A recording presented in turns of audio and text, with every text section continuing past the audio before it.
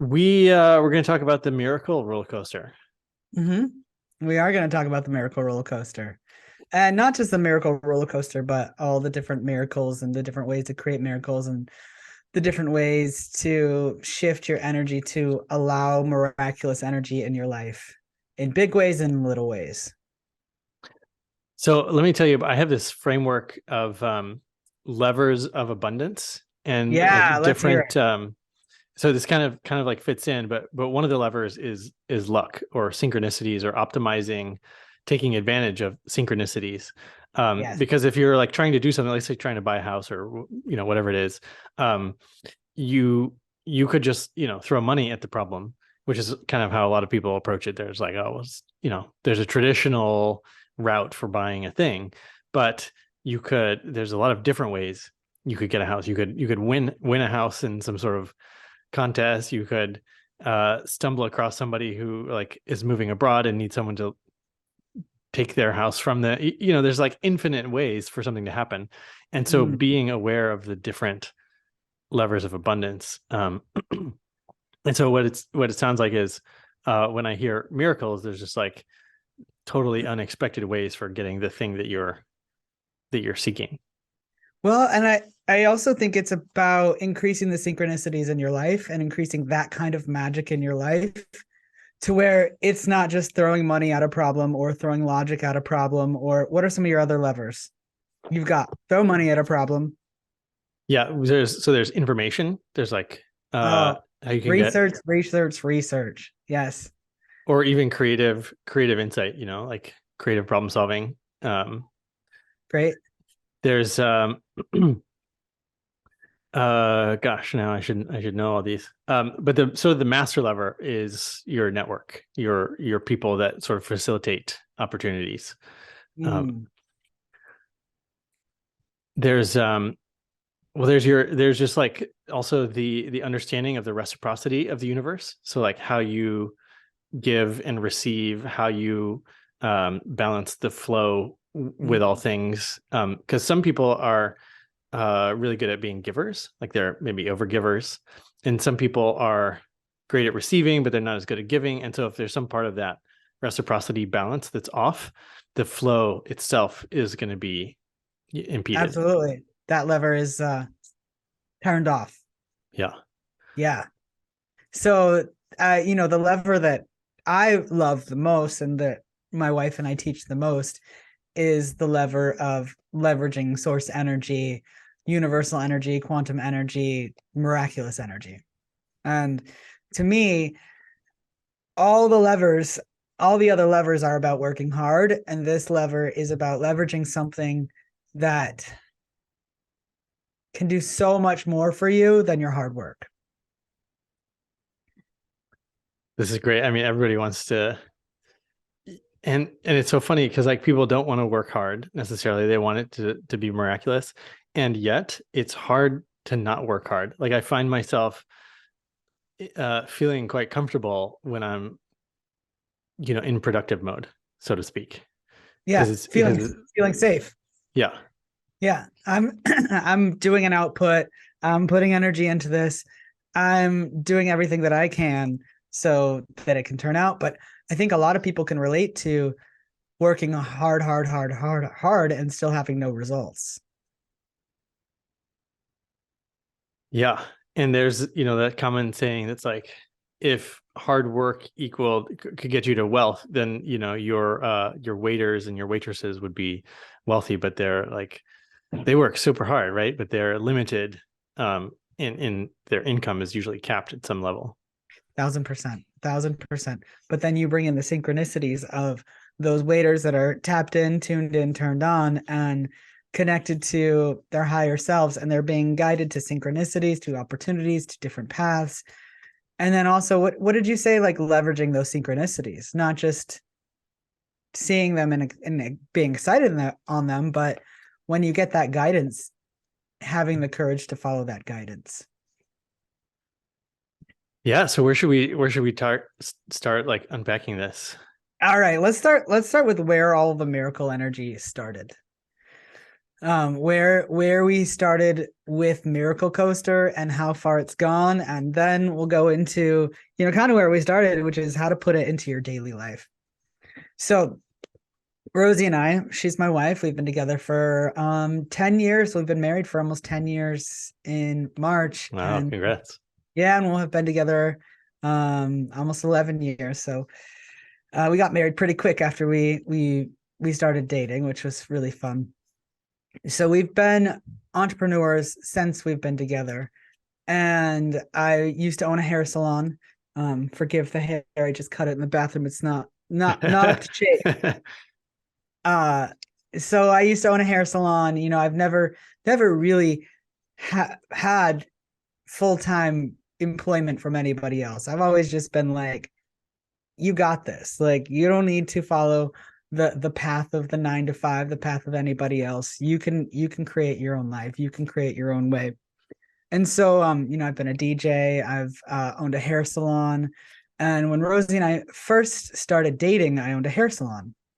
And that hair salon came to me, and the money came to me in magical synchronistic ways that are beyond, the levers of hard work, the levers of like human form, changing human form. But after a while of owning the hair salon, I decided that I wanted to find a more magical path. I wanted to align with more healing work, with more magical work, with more transformative work. And so I went on my own healing journey, did some ayahuasca, as everyone does who goes on a healing journey. Found yoga, found meditation, right around the time when I was dating Rosie. And I took her to her first yoga class in the style that we taught. And she and I immediately knew that this is the path that we wanted to be on, and this is the path we wanted to be on together, that we wanted to teach people how to heal themselves and help people transform their hearts, their minds, their energy, their bodies, and make our lives about being connected to that energy. So we moved to Asheville, North Carolina, opened a yoga studio. Oh, really? Yeah, we did. And that was like 2015. Sold my hair salon. And we went from thriving in one city to having a failed yoga studio in another city. And it was a really big wake-up call. And there was one moment where we couldn't keep the lights on at the studio. We were having candlelight yoga in the middle of the day, couldn't pay our rent. And I'm laying in bed, kind of just like pouting, struggling. And she's doing what she does, which is like drumming up as much as hard work as she can. And both which don't really work. And we get this intuitive nudge in one room. This is 2015, before we had paid accounts that were connected. She gets this message: go listen to Abraham Hicks. In another room, I'm like, okay, I'm going to get out of my funk and listen to some sort of positive thing. And what came up was Abraham Hicks. And in separate rooms with separate accounts, the universe is like, here it is. So we start listening to it. And this is really our first deep dive into why we were creating the life that we were creating, why we were struggling financially, why we couldn't keep the lights on, why, I was struggling with my mental health. And it was all, what we hear so much in the entrepreneurial world is thoughts become things. And also your vibration is dictated by your thoughts, and your vibration is what you attract back out of the world. So we went on a full on putting full on stop to any negativity, any fear, any worry, just full on joy parade experiment for 30 days. We're like, all right, if joy and the feeling of abundance and your feelings attract what you want, we are at such a rock bottom that we must go all in and hog wild on positivity and joy and play and pleasure and love and faith. And we did. And within a couple of weeks, we got offered an event to throw at our studio that made us at the time a lot of money for us, which was like $13,000. And in that event, we met all these incredible people that have now become our clients and work for us. And we also got an opportunity to go to Scotland with my Instagram yoga hero and teach at his yoga studio for 6 months. None of this was us Whoa. reaching out, us trying anything. It was all the universe bringing us people based on our vibe, based on what we were putting out to the world. And so, we shut down the yoga studio, have become, started traveling, doing our first retreats, doing all of that in Scotland, and, just really learning and living that absolutely you create your reality based on your vibration. So we've gone on the journey of sticking to that no matter what, and gone deeper into meditation and studying the metaphysics of why this works, the science of why this works, and how you can replicate it and help people with this. So we come back to California and we're going to set up camp in Sacramento. And about 4 weeks into living in Sacramento, we realized, oh my God, we moved to Sacramento because it was the practical California move. It was the cheap way to be in California. And we realized after 4 straight weeks of rain and not being happy that we had once again settled for something practical based on fear. So we packed up our bags that night and basically moved to San Diego. Faked our bank stubs because we were just launching our coaching business. Faked some pay stubs, got an apartment, got a car, and launched our coaching business within a couple of weeks. And here we are. We have a multi-million-dollar coaching business, and it teaches people really all about miraculous creation, shifting your energy so the universe essentially bows down to you. Man, No, awesome. What fun. it is. It's fun. I don't know if you know this, but we were almost moved to Asheville at the end of last year. Really. We've been working on building community, and we were going to buy a farm and have a bunch of people sort of come and live there. And so we're having another kid, so we basically like put that on the back burner. And we also need to learn how to like manage a farm and like make political decisions in a large group of people. So we still got some stuff to learn, but yeah, it's really interesting. Asheville was like, I never considered it really until last year. And then it was like, oh, Asheville is the place to go. So, Well, there's this crazy thing that happens. And for anybody who's considering a move, when I was living in Chicago, I started to get pretty successful with my hair salon, and my income started to raise, and my peers and the people who are working for me, they obviously, they weren't making as much as I was. And in the social circles that I was in, which is, very queer, very social justice-y, there was a lot of animosity towards people who have success, towards people who are doing well. And I started to take it personally, and I started to sabotage my success. So I created this narrative in my head. Well, I don't need a lot of money to be happy. I can live a simple life. I can move to Asheville, North Carolina, and live off the land and build my own house, and just, like things that were actually coming from a guilt mentality and a poverty mentality and I can prove that I don't need to be successful to be happy kind of mentality. So we end up moving to Asheville, North Carolina, which is scarcity capital of the world. It's like a hipster scarcity capital of the world. So I was literally drawn right to exactly where my vibration was. And then, of course, we opened a struggling yoga studio based on all the thoughts we were thinking and all the energy we were carrying. So as we're living in Sacramento, I realized I'm doing this again. Oh my God.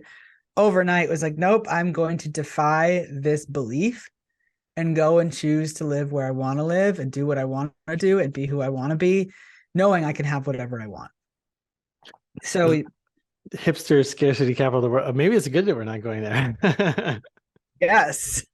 Well, it is what it is. If you're drawn there because you're coming from an abundant mentality of this is a place I want to live. I'm so excited about this. I can have whatever I want, and this is exactly what I want. Go for it. You will be attracted to a totally different situation. Hmm. But the situation we were attracted to was completely based off where we were at. So go fast forward to Sacramento. We're living in Sacramento. And I realize I've done it again.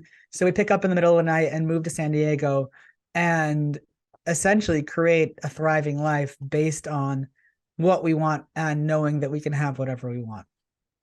So we're a couple of years into building our coaching business and getting really into creating from within, getting really into the studies of what creates rapid transformation, what creates rapid change, what creates, hockey stick income or instant miraculous cures or, things coming out of nowhere and just coming into your life as a total blessing and a total gift. So we get into the studies of that, and there's, two things that are pretty across the board, whether you're talking about religion or different metaphysical practices. And one of those things that is across the board is when you release yourself from your identity and reality. Joe Dispenza calls it becoming no one and nothing. The Bible calls it closing the door on reality, or closing the door in prayer, which essentially is like you close the door on your fears, your thoughts, your worries, your day-to-day. You close the door on the 3D realm. And yeah, what other practices have you heard about, Derek? Because I know you study this too, where one of the basic practices is going into the zero space, the zero field. There's other ones. You're making me think of so I apprentice under a shaman, and he talks about like, yeah, getting rid of your identity, and like even like getting rid of possessions, or this is like one of the hardest things. Like my mom's like, here's all your homework from grade school, like the beautiful art that you made. And I'm My like, mother did that too. I have to throw this away. I have to like get rid of it.